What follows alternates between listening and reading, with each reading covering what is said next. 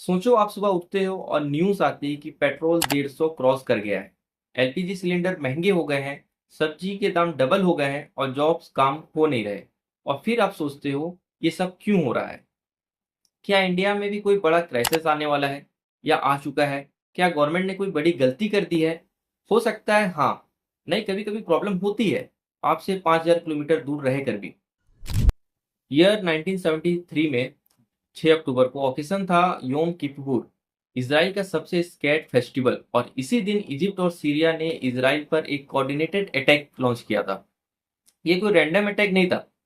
1967 की 6 day war में Israel ने इन दोनों देश की काफी टेरिटरी कैप्चर कर ली थी। अरब वर्ल्ड के लिए ये सिर्फ जमीन नहीं था, ये इज्जत का सवाल था। इनिशियल डेज में अरब फोर्सेस काफी स्ट्रांग पोजीशन में थे। इसराइल को हेवी लॉसेस हुए।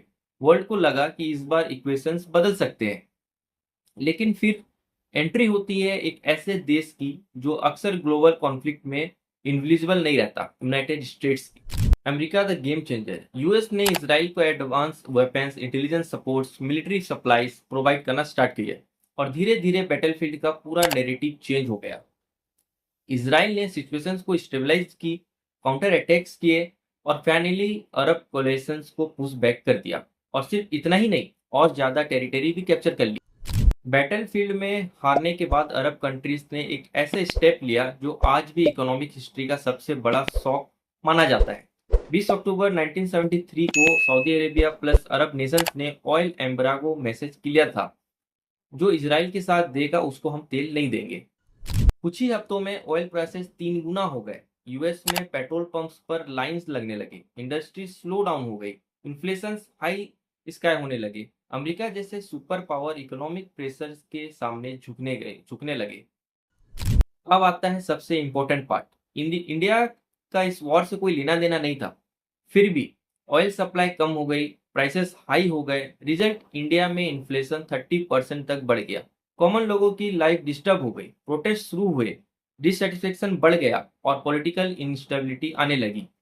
जेपी मूवमेंट राइज करता हुआ दिखा और फाइनली इंदिरा गांधी ने इमरजेंसी डिक्लेयर कर दी थी। इसकी की साइड की अगर हम बात करें, एक वॉर जो इंडिया ने कभी लड़ी भी नहीं थी, उसने इंडिया के पॉलिटिक्स, इकोनॉमी और सोसाइटी को हिला के रख दिया। और अगर हम आज की सिचुएशंस देखें तो ईरान कॉन्फ्लिक्ट को लगभग 20 दिन से ज्यादा हो चुके हैं। ग्राउंड रियलिटी ये है कि ऑयल इंस्टॉलेशंस पर अटैक्स हुए हैं, कुवैत ने सप्लाई रोक दी है, कतर का गैस प्रोडक्शन बंद हो चुका है और सऊदीया की रिफाइनरी शट डाउन हो चुकी है। स्टेट ऑफ हॉर्मुज ब्लॉक्ड है, 150 प्लस टैंकर स्टक है वहां पे। ऑयल प्राइसेस ऑलरेडी 40 से 50% बढ़ चुके हैं और दुनिया फिर भी एक सवाल पूछ रही है कि क्या 1973 रिपीट होने वाला है।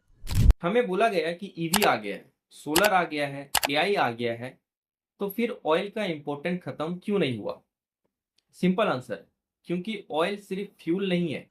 ग्लोबल ट्रेड आज दुनिया का 90% रेट समुद्र का थ्रू होता है। Container ships, oil tankers, bulk carriers, ये सब हेवी फ्यूल पर चलते हैं। एक बड़ा शिप एक दिन में लगभग 200 से 300 टन फ्यूल कंज्यूम करता है। इलेक्ट्रिक शिप्स अभी उतनी प्रैक्टिकल हुई नहीं।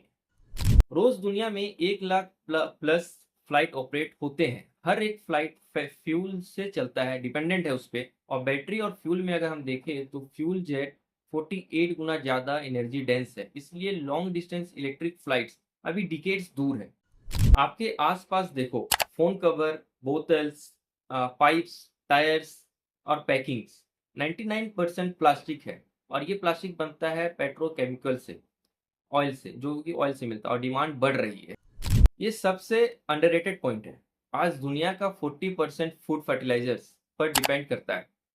फर्टिलाइजर्स यानी नेचुरल गैस से बनता है और गैस सप्लाई रुक गई है, फूड प्रोडक्शन कोलैप्स। 1973 के बाद यूएस ने एक मास्टर मूव किया, सऊदी अरेबिया के साथ डील की कि यूएस सिर्फ यूएस डॉलर में बिकेगा, यूएस सिक्योरिटी देगा। इससे इससे बना पेट्रो डॉलर का सिस्टम। हर कंट्री को ऑयल खरीदने के लिए डॉलर चाहिए। डॉलर डिमांड बढ़ी, यूएस पावरफुल बना और ज्यादा मनी प्रिंट कर सकता है, लो इंटरेस्ट पर लोन दे सकता है, सेंसेस यूज कर सकता है और डॉलर बन गया इसी तरीके से एक ग्लोबल वेपन। कुछ कंट्रीज ने चैलेंज किया।